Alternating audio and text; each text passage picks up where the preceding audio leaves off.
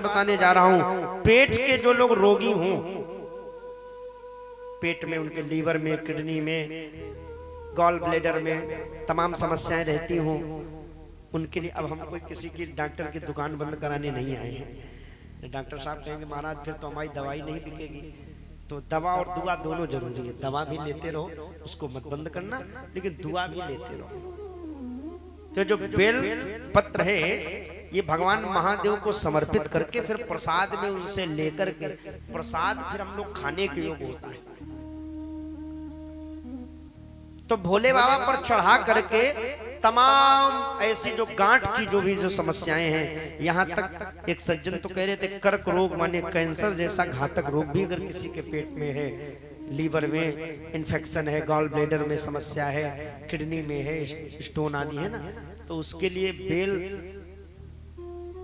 पत्र जो है ना महादेव पर समर्पित करके नियमित तरीके से, ज्यादा नहीं, एक ही केवल बेलपत्र, उसमें भी देख ले कोमल वाली ऊपर वाली बढ़िया कॉपी वाली बेलपत्र। जैसे लोग नहीं सुबह सुबह नीम के पत्ते खा लेते हैं तो थोड़ा फूल से नहीं होते, तो ये हमारे यहाँ सब औषधियां हैं। इनको केवल आज ये शिव पुराण को पढ़कर के लोग जान रहे हैं, पुराणों को जब खोलोगे नहीं तो ये होगा कैसे रिसर्च। ये जितने पेड़ पौधे इनका कोई ना कोई उपयोग है भाई। हम लोग जो कुछ खा रहे हैं सब खा तो औषधि रहे। हल्दी खा रहे हैं तो ये भी पेड़ पौधा ही तो पौधे से ही तो उत्पन्न हो रही। मिर्च खा रहे हो ये भी पौधे से, धनिया खा रहे हो वो भी, ये सब औषधि है।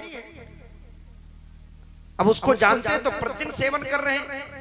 बेल पत्र जो है भगवान महादेव पर समर्पित करके अगर नियमित तौर पर कोई 41 दिनों तक उसका सेवन कर ले, प्रतिदिन एक बेल पत्र, एक भी दिन गैप न करे। जैसे डॉक्टर नहीं बताते भाई एक दिन भी गए वो कर दिया तो फिर से दवाई हमें करनी पड़ेगी, फिर से वही फार्मूला अपनाना पड़ेगा। तो नियमित तौर पर खा ले तो बड़े से बड़े जो पेट के रोग है वो ठीक हो जाते हैं भगवान महादेव के। और तो और किसी विद्यार्थी का पढ़ने में मन लगता हो, ये तो अनुभव मैंने खुद किया है। रोग वाला तो खैर भगवान की कृपा से कोई नहीं है तो न होना चाहिए। हम तो यही कहेंगे भाई फफूंद वालों को कोई रोग ना हो, कोई रोग। अगर मान लो हो भी जाए तो ये करके देखना, दवा अपनी लेते रहना, ये भी एक बार करके देख लेना। इसमें कौन पैसा पड़ने वाला है। एक बेलपत्र केवल भोले बाबा चढ़ाना है, पा लेना, इतना ही तो करना है। भाई आप नहीं जा सकती हो कुछ दिनों में तो अपने बच्चों को भेज दो, उनसे मंगवा करके चढ़वा करके खा लो। और क्यों इसमें स्वर्ण तत्व पाया जाता है। जैसे आप लोगों ने सुना होगा स्वर्ण भस्म खाओ तो शरीर बड़ा बढ़िया रहता है, और स्वर्ण तत्व माने सोना का ही अर्क होता है वो। तो ऐसा ही बेलपत्र में भी स्वर्ण तत्व पाया जाता है। ऐसा ऋषियों का रिसर्च था, बड़े बड़े महात्माओं का। उन्होंने कोई रिसर्च किया होगा, लिखा है।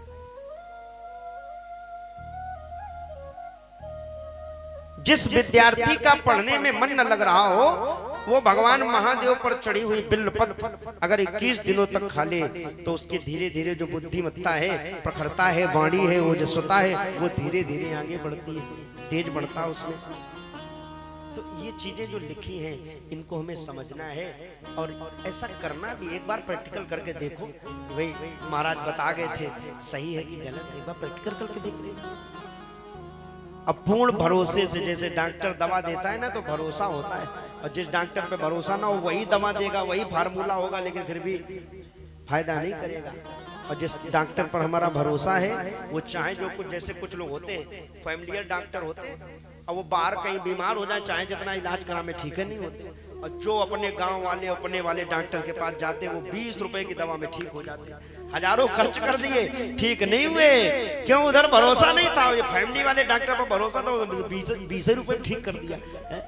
तो भरोसा करके भवानी शंकरो वंदे श्रद्धा विश्वास रूपिणो, ऐसा जो करता है भगवान महादेव उस पर कृपा करते हैं। बोले शंकर भगवान की जय।